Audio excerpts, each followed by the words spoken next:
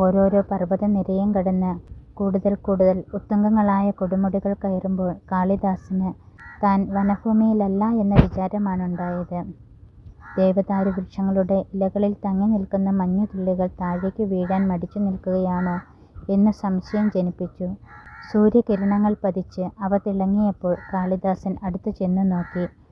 ചുറ്റുപാടുമുള്ള കൊടുമുടികൾ മഞ്ഞുതുള്ളികൾ പ്രതിഫലിക്കുന്നത് കണ്ടപ്പോൾ മനസ്സിൽ അവാച്യമായ അനുഭൂതിയുണ്ടായി. മുന്നിൽ ഇനി പോകാൻ സാധിക്കില്ല എന്ന ഒരു ഘട്ടത്തിലാണ് ഋഷി ദേവസേനൻ ക്രൗഞ്ചരന്ധ്രം എന്നറിയപ്പെടുന്ന പാത കാട്ടിയത്. ശീതക്കാറ്റ് ചീറിയടിച്ചു വരുന്ന വഴി. ആ പാതയിലൂടെ ഹിമവാന്റെ മറ്റൊരു ഭൂപ്രദേശത്തേക്ക് പ്രവേശിക്കുകയാണെന്ന് ഋഷി പറഞ്ഞു. അതൊരു പുതിയ ലോകമായിരുന്നു. ചുറ്റുപാടും ഹിമഗിരി നിരകൾ ഉയർന്നു നിന്നു. സൂര്യരശ്മിയിൽ അവയിൽ പതിച്ച് ചുറ്റുപാടും നീലിമയാർന്ന പ്രഭാതമാണ് പരത്തിയിരിക്കുന്നത്.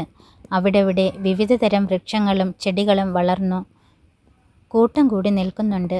അവയും യോഗവിദ്യ അഭ്യസിച്ചിരിക്കുമോ എന്ന് സംശയിച്ചു. അടുത്ത നിമിഷം മനസ്സിനെ തിരുത്തി. അതിൻ്റെ ആവശ്യമില്ല. ഇവയുടെ ജന്മം തന്നെ ഇവിടെയാണുണ്ടായത്.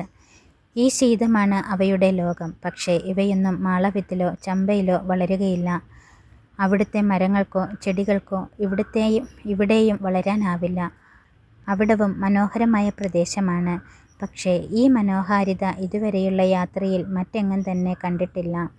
ചുവന്ന കമലപുഷ്പങ്ങളും വെളുത്ത കമലപുഷ്പങ്ങളും എത്രയോ കണ്ടിരിക്കുന്നു. പക്ഷേ ഇവിടെയാകട്ടെ നീലമയാർന്ന പങ്കജങ്ങളും വിടർന്നു നിൽക്കുന്നുണ്ട്. വീണ്ടും മനസ്സിനെ തിരുത്താൻ തോന്നി. ഈ ഉത്തുംഗ ശൃംഗങ്ങളുടെ നടുവിലെ പൊയ്കയിൽ പങ്കമുണ്ടാകുമോ? പങ്കമില്ലാത്തിടത്ത് വളരുന്ന ചെടിയെയോ പുഷ്പത്തെയോ പങ്കജം എന്നെങ്ങനെ പറയും? ചുറ്റുപാടും ഹിമം മൂടിക്കിടക്കുന്ന അന്തരീക്ഷത്തിൽ ഹിമം പാറി നടക്കുന്ന ഇവിടെ എങ്ങനെയാണ് ജലമുള്ള പൊയ്ക? ആ ജലം എന്താണ് ഹിമമായി മാറാത്തത്? ഈ ഉത്തുംഗ ശൃംഗത്തിലും സൂര്യൻ തൻ്റെ കിരണങ്ങളാൽ ഈ പത്മങ്ങളെ വിരിയിച്ചുകൊണ്ടാണ് കടന്നുപോയത്. ഒരുപക്ഷെ സപ്തർഷികൾ പൂജയ്ക്കായി പറിച്ചെടുക്കാൻ ബാക്കി വന്ന പുഷ്പങ്ങളാകാം ഇവ. അവയുടെ മനോഹാരിത കാളിദാസൻ്റെ മനസ്സിൽ കവിതയുടെ ഇളം നാമ്പുകൾക്ക് ജന്മം നൽകി. അവ മനസ്സിൽ മായാതെ കുറിച്ചിട്ടു. അന്ന് പകൽ മുഴുവൻ നടന്നിട്ടും ആ മനോഹരമായ ഭൂപ്രദേശം കടന്നുപോയില്ല. സൂര്യൻ്റെ നില മാറുന്നതനുസരിച്ച് ചുറ്റുപാടുമുള്ള ഹിമശൃംഗങ്ങളുടെ നിറം മാറുന്നത് കണ്ടപ്പോൾ ഇതാണ് സാക്ഷാൽ ദേവലോകം എന്ന് കാളിദാസൻ്റെ മനസ്സ് പറഞ്ഞു. ഒരു സ്ഥലത്തെത്തിയപ്പോൾ ഓടക്കുഴൽ നാദം ഉയർന്നു കേട്ടു. ഇവിടെയും വേണുനാദമോ ഗുരു? കിന്നരന്മാരുടെ ലോകമാണോ ഇത്? അവർ ഗാനാലാപനത്തിന് തയ്യാറെടുക്കുകയാണോ? ഇവിടെ ദിവ്യമായ ധ്വനികൾ കേൾക്കാനാകും കാളിദാസ. പക്ഷേ അത് പ്രകൃതിയുടെ സംഗീതമാണ്. ഒരു സന്യാസി പറഞ്ഞു. അത് നോക്കൂ. അവിടെ പർവ്വത ശിഖരങ്ങൾക്കിടയിൽ കൂടി അപ്പുറത്ത് ആകാശം ദൃശ്യമല്ലേ?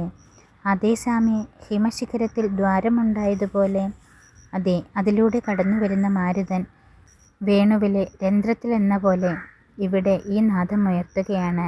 കാറ്റിൻ്റെ ശക്തിക്കനുസരിച്ച് അത് താളാത്മകമായി ഉയർന്നു താഴുന്നു. ശീതം കുറയുന്നതനുസരിച്ച് മഞ്ഞുരുകി ആ രന്ധ്രങ്ങൾക്ക് വലിപ്പമേറും.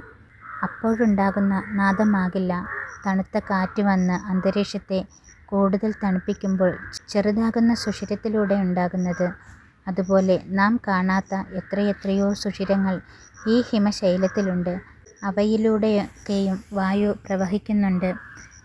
അതൊക്കെയും മുരളീനാദമുയർത്തുന്നുണ്ട്. എല്ലാം കൂടി ചേരുന്നതാണ് ഈ ദിവ്യ സംഗീതം. ശ്രദ്ധിച്ചു നോക്കൂ. കാളിദാസൻ നടപ്പ് നിർത്തിയിട്ട് ശ്രദ്ധിച്ചു.